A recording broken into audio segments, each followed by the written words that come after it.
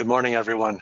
Thank you very much for joining us this morning as we take you through a journey of Microsoft Dynamics 365 with the Nonprofit Accelerator. My name is Doug Hum. I will be your moderator for this morning.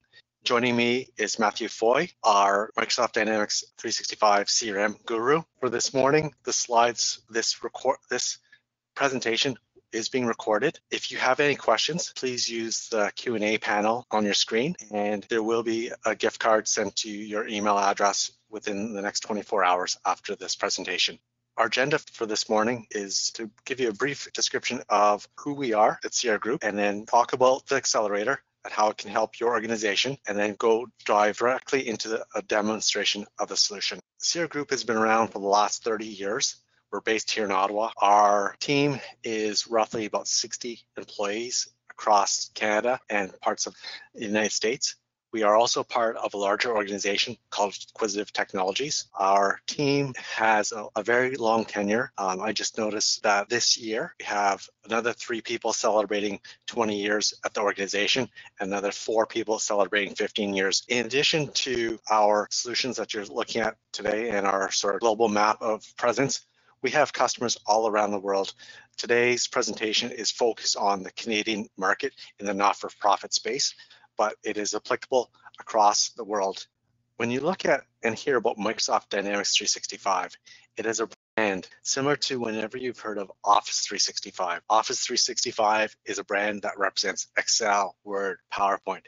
So Dynamics 365 represents a number of applications as well. It represents both ERP, which is accounting and finance, and CRM. CRM is composed of a variety of applications that includes sales, customer service, field service, marketing, and project service automation.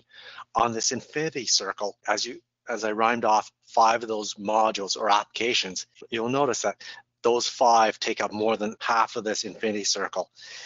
The other 3 are related to our ERP solution of an HR module. Today's focus will be on sales/customer service applications that resides with the Not-for-Profit Accelerator. And as organizations deploy Dynamics 365 applications, in specifically the Not-for-Profit Accelerator, you can deploy it with either the sales or customer service application. In addition to the Dynamics 365 applications, you'll notice that there's a tight integration to Office 365 most organizations are familiar with, but there are other applications that extend the functionality. That includes the Power Platform, which is Power Apps, Power Automate, and the Common Data Service. These tools allow citizen organizations, so non-programmers, to be able to develop code and workflows within the application.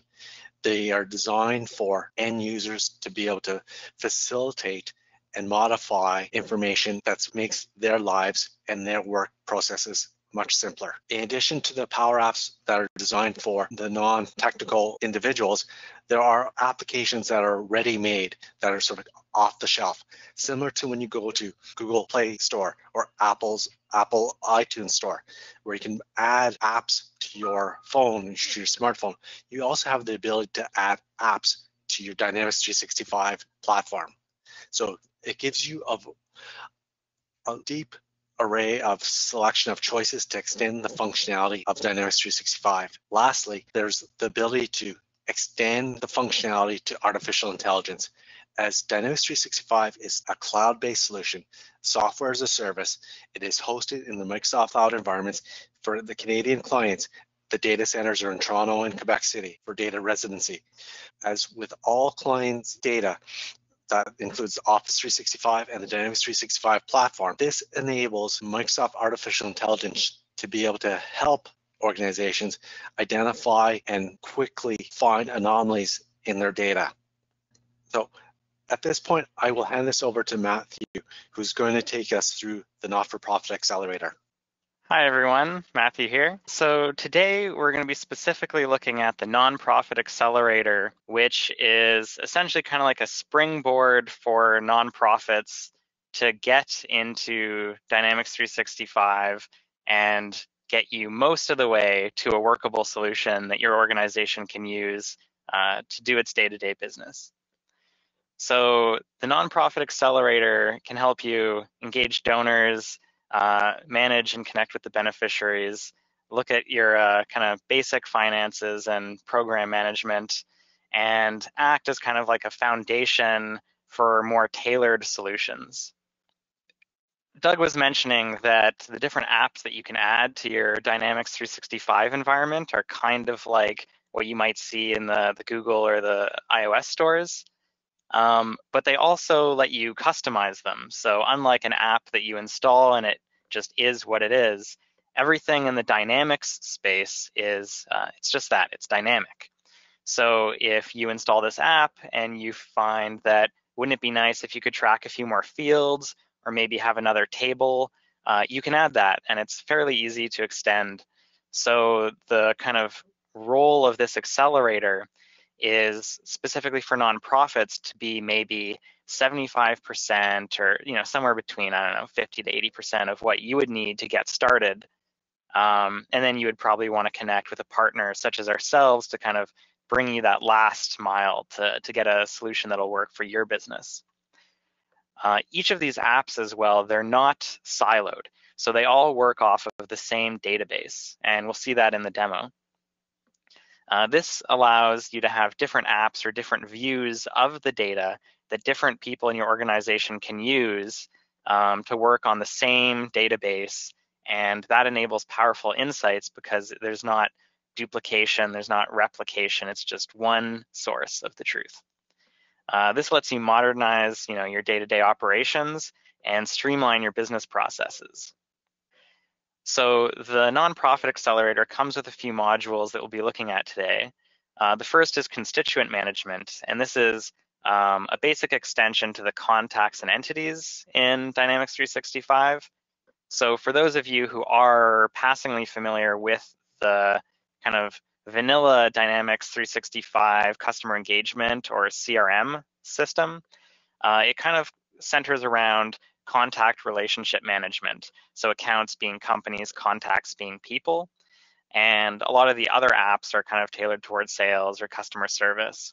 So this one extends those accounts and contacts from a nonprofit's point of view. So constituents such as individuals, donors, households, accounts, benefit recipients. So that's the first one. Fundraising lets you track just that, fundraising. So things like donations or commitments, actual transactions, planned giving, memberships, depending on what sort of organization you are. Awards lets you track like grants and budgets and delivery frameworks and requests and disbursements and all that good stuff. The delivery framework lets you kind of structure or plan delivery frameworks that can use indicators and measurements to create kind of a narrative for how your organization runs or what its objectives are. Program management lets you create and manage programs using kind of what they're calling theories of change, and it lets you construct, again, those indicators and measurements to achieve results for certain objectives. Case management is more along the lines of like casework, so you can see work items and needs of your constituents and track and plan that work accordingly. Administration kind of has a few different stub or placeholder entities, so different things that depending on your organization, you can extend in different directions to meet your business needs. So for example, designations or membership categories, things like that are always going to be unique to your organization. So today we're just going to go through the Nonprofit Accelerator and take a look at these different modules in action and see how they can kind of look and feel just out of the box without any additional work. So on my screen now, you can see I'm in the constituent module. So don't worry too much about the navigation, but you can see here we're looking at the individuals in our system. So for example, I can just click on this guy's name to open up his record, and we can see basic contact info. So this is kind of like a very fancy Rolodex, you could think of it that way. So you can see his first and last name, his birthday, email, phone number, that sort of thing. Here we can see he's part of the Christofferson household. So relating it back to a traditional CRM context, this would be the account name. But because this is a donor, we're looking at him from a household perspective. On the right here, we can see the other members of his household. So this way, if a donor is calling you or you're reaching out to a donor, you can get a quick look and kind of see how they relate to other people in the system. We also have household information tracked separately. So we could go look at his household. It has similar different data points, but it could have things like fax or a website, an address. We can again see all the different contacts and manage them here. So we could look at Nicholas, for example. And each of these contacts and all of the entities in Dynamics 365 relate to one another.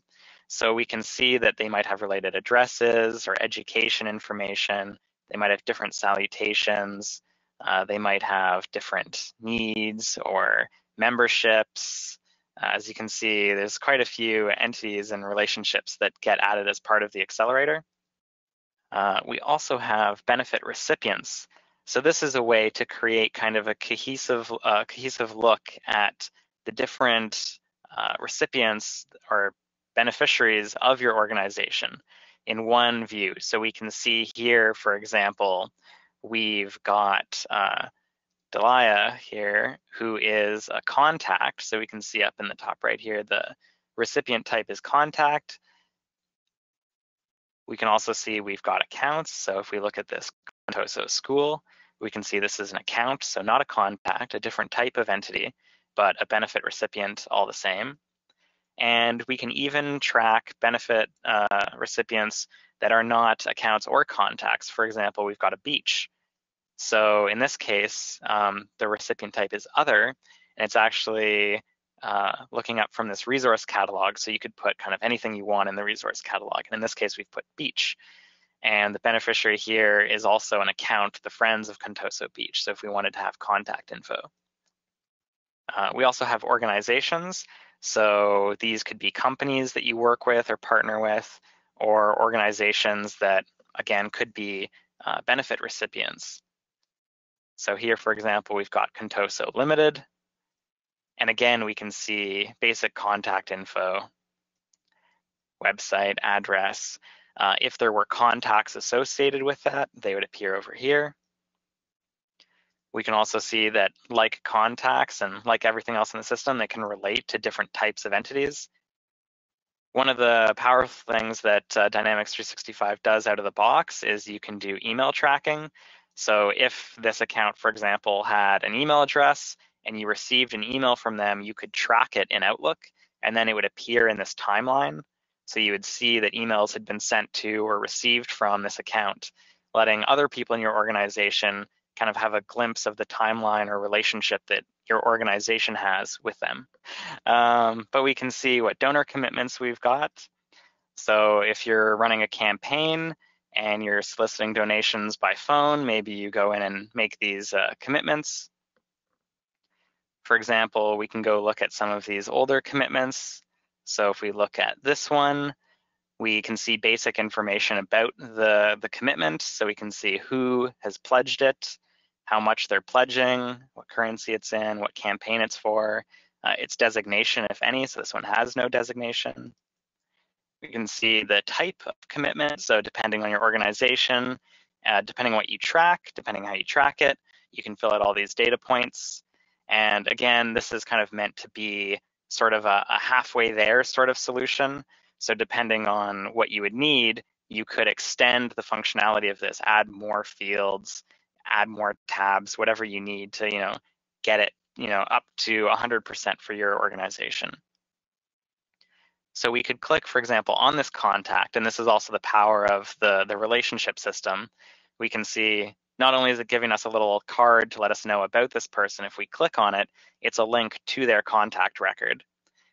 And we could then look at it the other way by going and looking at their related donor commitments, and we could see all the donor commitments that this contact has made. So we can see the different types, the different dates. We don't see the amounts right here, but again, it's extensible, so we could add a column for the amount, for example. If we go back to donor commitments, we could go look at one of Christofferson's. So we can see that this donation does have a designation. You can see it's restricted to education. So if you were tracking different people's donations based on the designation, you could create a report or a graph that shows how much has been designated per fund or per designation. If we go over to planned giving, we can see different records. So we can go look at this $50,000 trust.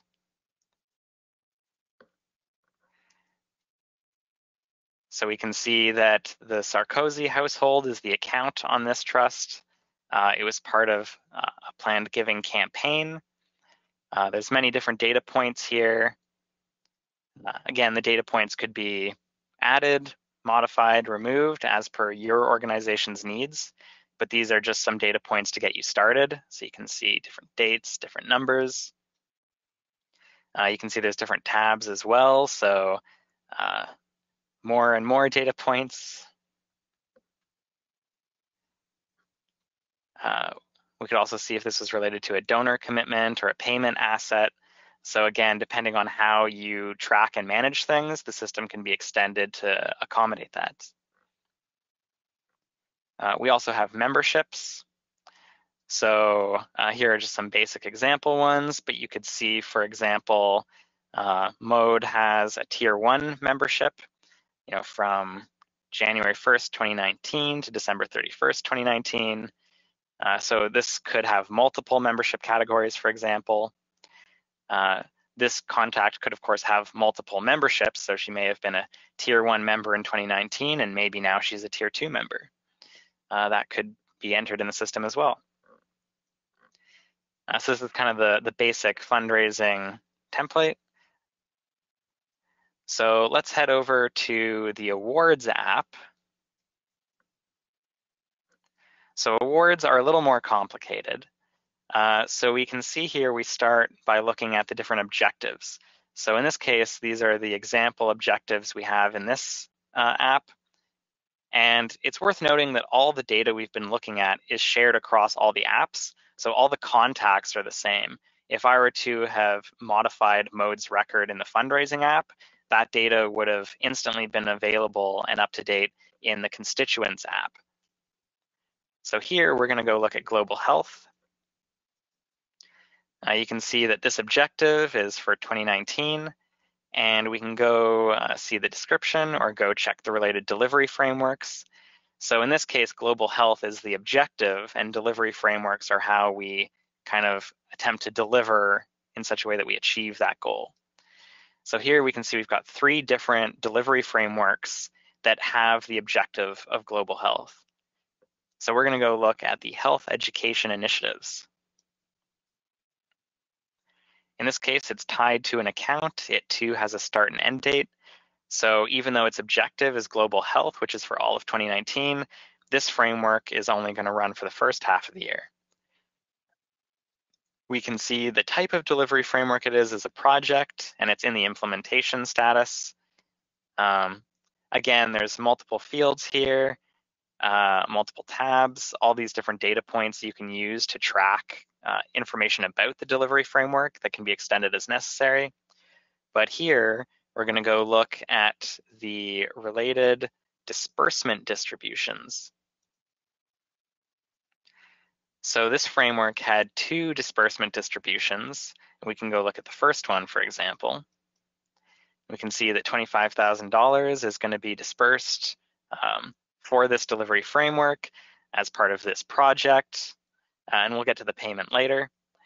But here we can see that this distribution has actual disbursements or is related to a disbursement. So here's 15,000, it looks like, of that 25,000 being dispersed. So just a way to track the different, money moving around behind the scenes as part of the budgets. We can also have requests, so people can log and you can track requests. So here we've got a health education request. So this one you can see has many data points. You can see it's been submitted by Bert Hare. It can have leads, it can be related to recipients, it could have a specific sponsor. Anyhow, you can see this request has been awarded. So that means that this kind of funding request has an award associated with it. And this is the name of the award, Health Education. So if we open the award, we can see it also has many data points. The recipient, for example, the internal contact at the recipient that you would be in touch with. When the notice of the award was provided, you could put in the channel that it went through, who sponsored it, etc. Again, there's multiple tabs here, so we could go look at the disbursements, and we can see that this award was dispersed in 2 stages. So if we go look at the first one, we can see here that $25,000 was dispersed as part of this award to this recipient. We can see how it was paid, that it was paid, when it was sent, etc. And again, of course, all this is very extensible. So if you need more fields, it's not a problem. If you need a table or some more entities attached to this, also not a problem. So for here, we could go look at the related disbursement distributions. So this kind of brings us back kind of full circle to that delivery framework where this is now the payment basically. So if we look at this disbursement distribution, we can see that this was the payment. So that's kind of the basic delivery framework app or awards app. So now let's go look at the delivery framework app. So this is how you could set up the delivery framework itself in more detail. So here we've still got objectives. They are the same objectives because it's the same database. So if we added an objective here, it would be visible over in the awards section. But you can see we've also got more links on the left here. So we've got indicators and measurement items and that sort of thing. So if we go look at the measurement items, for example, you can see some of them have codes. So these, I believe, are set by the UN, if I'm not mistaken. So if you're trying to get funding or get in compliance with some sort of international standard, you can track that as well. But let's go have a look at the delivery frameworks that we've got. So here, for example, we've got Health Initiatives, Focus USA. So this one is a program, not a project. But again, you can track start and end dates. If it's tied to an account or a region, it might have a scope. So maybe if this is Focus USA, we could put national. You could put in region USA or whatever you want. You can see that it's tied to the objective of global health. And it's also worth noting that objectives and delivery frameworks and that sort of thing, much of this data can be hierarchical. So if we look at global health, for example, it has a parent objective, Global Objective 2019. So if we go up, we can see that the Global Objective 2019 has related child objectives, and these are the things we're trying to accomplish in 2019, presumably. So anyhow, going back to Health Initiatives, Focus USA,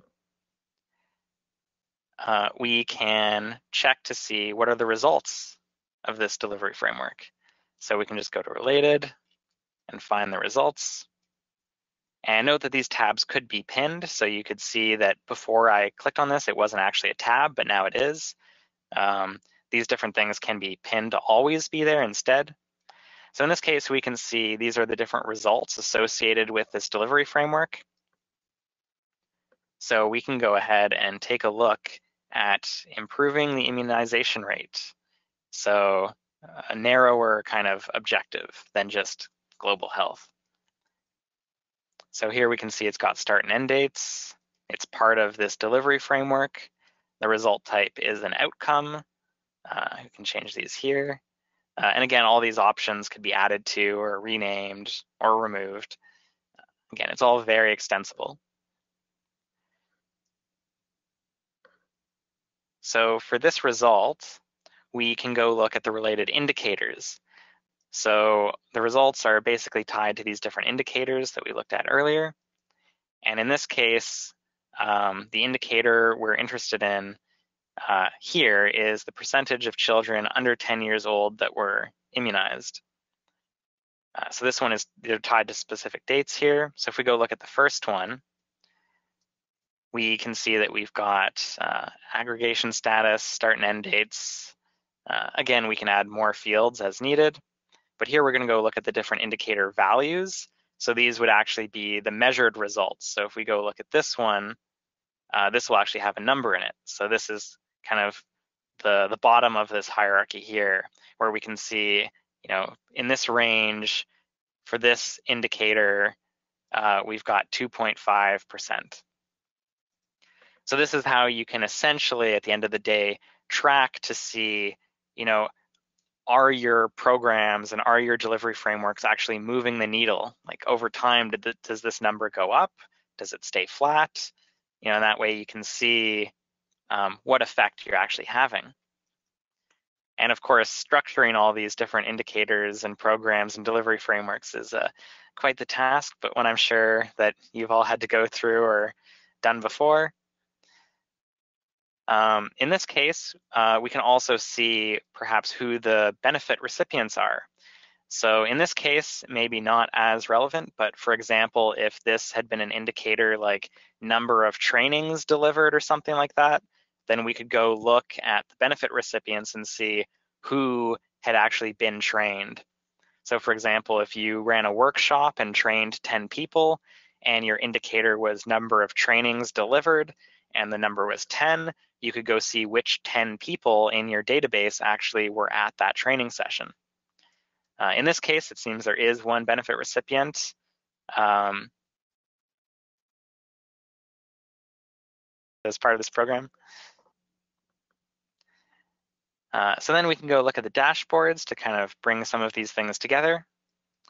So here's an example delivery framework objectives and results dashboard. So you can see multiple graphs. So we've got delivery frameworks report here. So we can see here's how many delivery frameworks we have per objective and what status they're in, or what type they are, I should say. So you can see we've got a few projects across the board, but we've only got one action under economic opportunity objective. We've got 3 programs. And then we could see delivery framework type and status. So we've got these programs, these projects, and these actions. You can see the orange ones are in the pipeline identify stage, the purple ones are being implemented, and the yellow ones here are in post-completion. We can also do pie charts, so we can see we've got budgets by objective. So we can see we've got, the global objective 2019 has about $1.2 million assigned to it, whereas economic opportunity has about $1/3 million. So depending on your different objectives and your budget, you could see a breakdown of that. There are also kind of indicator reports here and lists, so we can see delivery frameworks by account. So we can see that we've got this delivery framework for the 2019 preservation of the beach, and the account is the Friends of Contoso Beach. So all the data you can create kind of high level at a glance views like this. We also have a delivery framework by budget report. So we can see financial information, how much money went to different programs. So it looks like quite a lot of our money went to preserving that beach. I hope it's preserved. Not that much went to the health education initiatives. Similarly, you can see different sort of charts. This one, disbursements over time. So you can see we dispersed most of our money blank, so that's some incomplete data. Here we've got a more month-by-month breakdown. Similarly, we can look at disbursements by budget. So again, we've got that big one that's blank. So it looks like there's one probably $250,000 payment that didn't have all its data entered correctly. So again, that kind of gives you those insights right away. So someone might want to go track that down and fill out the information. Again, this is all sample data, so no harm, no foul. but we've got budget reports. So this kind of gives you an idea of the sorts of visualizations you can create just inside Dynamics 365 itself. However, you can also leverage the power of Power BI to create even more interactive and dynamic dashboards that would plug into the same underlying data. So you could use Power BI to create charts or indicators or kind of KPIs or that sort of thing, and have that published in Power BI using the same data, but just having kind of nicer graphs.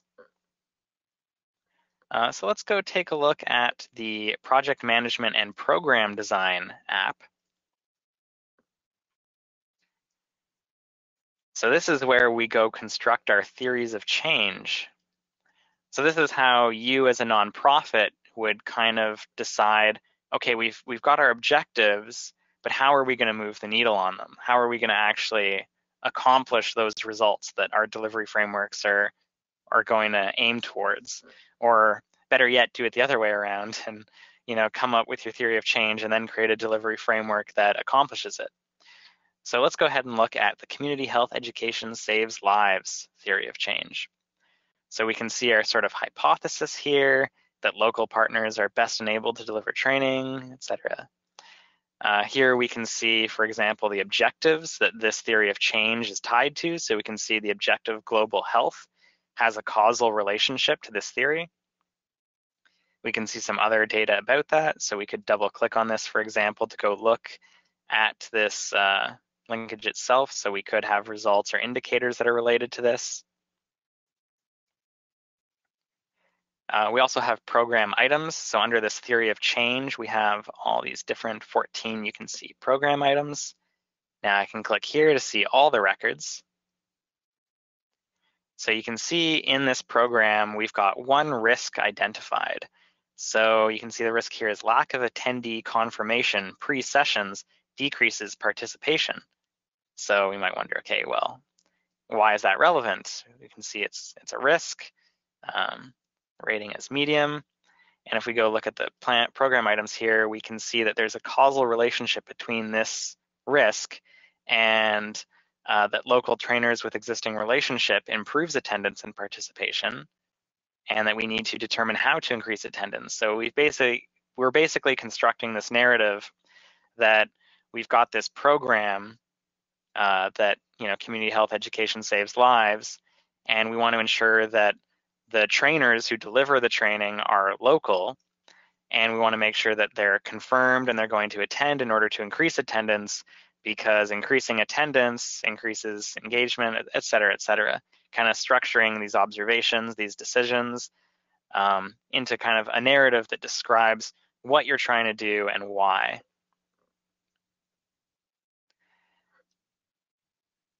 Jumping over to the case management app.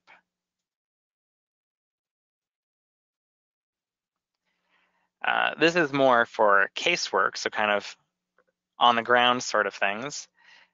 We can see that we've got, again, accounts and contacts, and we've got work items here. So we'll go look at the work items. In this case, we've got this one here called Bert Hare, Spring 2020. So if I open this up, this is sort of like a case file or something like that. So we can see who the beneficiary of this work item is. In this case, it's Bert Hare. We can see the work item type is a record. So this is a record of the work. We can see that we've got these work items. So we can see we've got intake, skills assessment, skills evaluation, and job skill workshop. And we can see the date that they were due on or were done on, depending. And we can see we've got 2 for the same day. So if we're wondering, okay, with skills assessment, skills evaluation, sounds similar, but these are on the same date. So we could open this, double click, and see that, okay, the instructor at the end of the workshop is going to provide an evaluation of Bert's skills. So essentially, this is kind of a little story of what we did, with Bert to help accomplish our goals. So if we go back up to the work item, we might ask, okay, well, what were our goals? So we can go look at the needs tab, for example, and we can see that this need being met here is employment. So seems like Bert is unemployed and he needs some skills, some job skills training to get him employed. But of course, it's not enough to just say, hey, let's get him a job, we'll send him to a workshop, and that'll be that, right?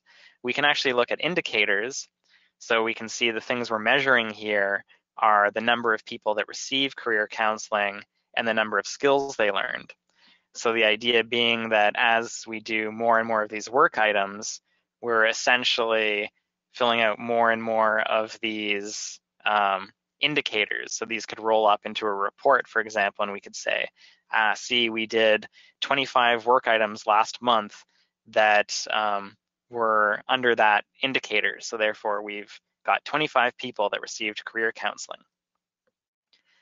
In this case, depending on how many skills the workshop is supposed to teach, you could roll those up as well. We've also got a dashboard here.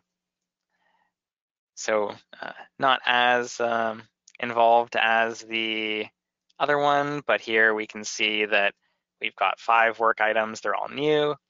We could see work items based on the type. So you can see we've got 8 informational ones. We've got 4 appointments.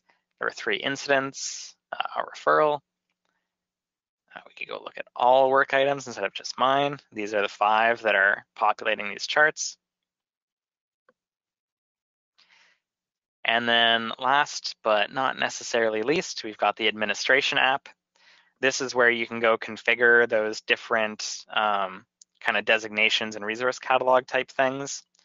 So if we look at designations, these are essentially like that restricted education designation, but it could be other things like specific programs. So this one may be restricted to just education programs, where this is a specific program or something like that. Again, this is totally configurable, and what these mean to your organization is also obviously going to be on a case-by-case basis. Campaigns are sort of a way to group or track or issue activities together. So for example, you could launch like an email campaign to basically target a bunch of your donors and send a bulk email, maybe saying, you know, hey, don't you know health education saves lives? Give $5 today and help sponsor a training session with a local trainer, and fill out the email template as applicable. And they can be personalized as well. So you can say hello, first name, last name, comma, that sort of a thing. We've also got payment methods. Now this is definitely just a placeholder. This one would absolutely need to be extended with specific payment methods that relate to your organization, and maybe extended even to integrate to some sort of third-party payment processing. So if you wanted to accept donations online, a portal or something like that could be built that could then hook right into this, so that when people make the donations, it goes to the right account, it adds the right records in CRM, etc. Resource catalog and membership categories are, again, you can see endangered species 1, 2, 3. But depending on what your organization does, you would want to put different things in here. And these are essentially just objects that can be referenced elsewhere. So for example, beach, or maybe as part of some work item you issued, 5 object 3s, or, I don't know, blankets or something. We've also got membership categories. So, this just has like tier 1, 2, 3, but maybe you have bronze, silver, gold. And of course, if more entities are needed to track more types of things, that can be configured pretty painlessly as well. So that's pretty much the brief walkthrough of the Nonprofit Accelerator and what it provides out of the box. Licensing costs. So these are the licensing costs for standard licenses of the Dynamics 365 customer engagement system. Note that nonprofits may qualify for not-for-profit pricing, which is a pretty nice discount. However, their validation process is done by Microsoft. It's not just, do you have a CRA charitable number? So these are the baseline costs. So if you don't qualify, this is what you would be paying. These are just some example numbers of licenses to give you an idea. And does anyone have any questions? So, Matthew, I'm just checking the question Q&A box. There are a couple out there. And if anyone else has any questions while we have the time, you can still enter the questions in the side box. The first one is, can I add other information to track in the Not-for-Profit Accelerator? Well, the answer is definitely yes. The whole thing is very extensible. One way to think of all those different entities that we looked at. So for example, the resource catalog or contacts or delivery framework, you could think of them all as tabs in an Excel file, basically, like different tables, and each record is a row. So it's pretty easy in this system to add, a new tab or a new type of entity. So if you wanted to track something more specific to your organization, then it's really just a simple matter of creating a new table in the database, which is not very hard. And all of this data gets stored in the common data model, for what it's worth, if you're familiar with the lingo that Microsoft uses. So if you have other tools or other Microsoft products that already use the common data model, then that data would be accessible. So if you wanted to create like a flow in Power Automate or create a dashboard in Power BI, then it's all the same sort of stuff under the hood. Okay, great. Next one is, if I have QuickBooks for my accounting and not any of the Microsoft Dynamics ERPs, can I integrate that? Can I integrate QuickBooks to the not-for-profit solution? Yes, so there are third-party integrations that we can add to kind of integrate QuickBooks online or on-premise to CRM or to this Nonprofit Accelerator. We'd probably have to configure a bit of mapping to make sure that things are going from the right thing to the right GL or that sort of a thing, but yes, generally. Okay. The last one I see right now is, if I have volunteers that need to update program information on the projects, how can my volunteers access this system? So there is actually, two-part answer here. There is a volunteer add-on for the Nonprofit Accelerator. We didn't cover it today. It wasn't part of the setup, but it does let you track information about volunteers. And then if you want them to have kind of self-serve access to that data to update their contact info, for example, or to indicate what skills or expertise or interests they have, Microsoft does have a portal solution. So by leveraging a Power Apps portal, you can connect it to the CDM, the common data model, where all this data lives, and essentially expose that information to them so they could log in kind of against their contact record. So they could only see their own information and then update it accordingly. So you could even arrange like events or something through that. Okay.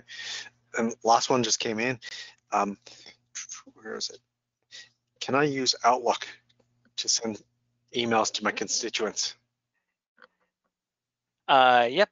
So essentially, there's also a Dynamics 365 app for Outlook that you can install if you're using Exchange to essentially let you track emails that you've sent in CRM or in Outlook to CRM or vice versa. So you can send emails either through Outlook or through the app itself and track it so that they all show up in CRM in kind of a timeline, essentially. And you can use the kind of marketing module or the marketing features, or get the fancier Dynamics 365 marketing solution to send kind of mass emails or do campaigns that involve multiple steps. Like you could create a customer journey that sends an email to new donors and then a week later sends a follow-up email or something like that. Great. Thank you very much, Matthew, for this demonstration of the Not-for-Profit Accelerator. At this time, I don't see any other questions. And if that's the case, here's the how to contact us. Our next webinar from the customer experience side is on October 8th. If you'd like to sign up, you can go to our website at CRGroup.com/webinars. Thank you very much for your time. Have a great day.